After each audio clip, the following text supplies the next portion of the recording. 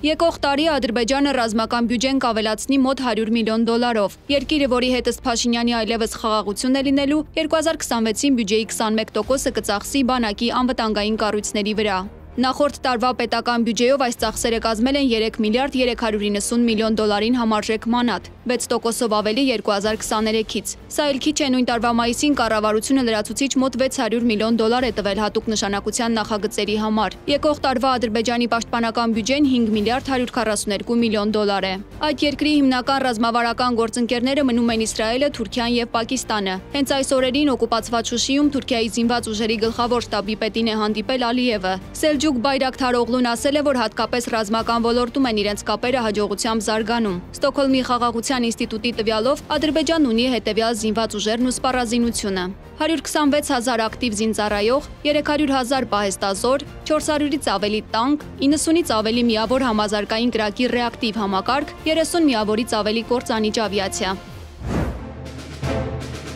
Մեր մյուս հարևանը Վրաստանը առաջնորդվում է երկու հիմնական նպատակով՝ տարածքային ամբողջականության պաշտպանություն եւ ՆԱՏՕ-ին ինտեգրում։ Չլուծված հակամարտությունների եւ ռուսական գործոնի ֆոնին Թբիլիսին պաշտպանական ծախսերը ոչ զգալիորեն, բայց կայուն կերպով ավելացնում է։ Վրաստանի կառավարությունը նախորդ տարի պաշտպանականությանը 518 միլիոն դոլար է հատկացրել։ Պտրուկ ռազմականացման փոխարեն Վրաստանը կենտրոնացել է ՆԱՏՕ-ի չափանիշներին համապատասխանող պրոֆեսիոնալ եւ տեխնոլոգիապես զարգացած բանակ ձևավորելու վրա։ Վրաստանն ունի հետևյալ զինված ուժերն ու սպառազինությունը. 20-ից 25,000 ակտիվ զինծառայող, մինչև 60,000 պահեստազոր, 100-ից ավելի տանկ, 40-ից ավելի համազարգային կրակի ռեակտիվ համակարգ, 0 կործանիչ ավիացիա, 10-ից 12 միավոր գրոհիչ ավիացիա։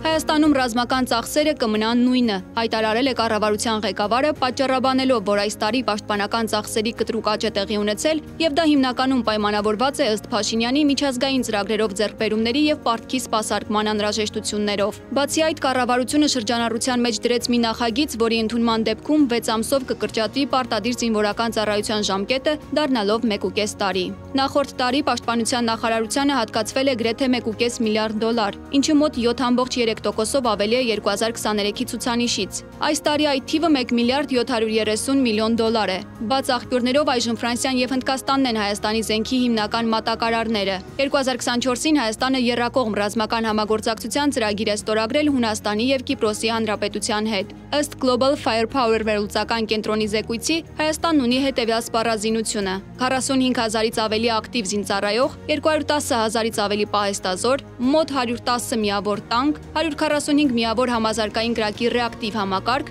4 միավոր կործանիչ ավիացիա։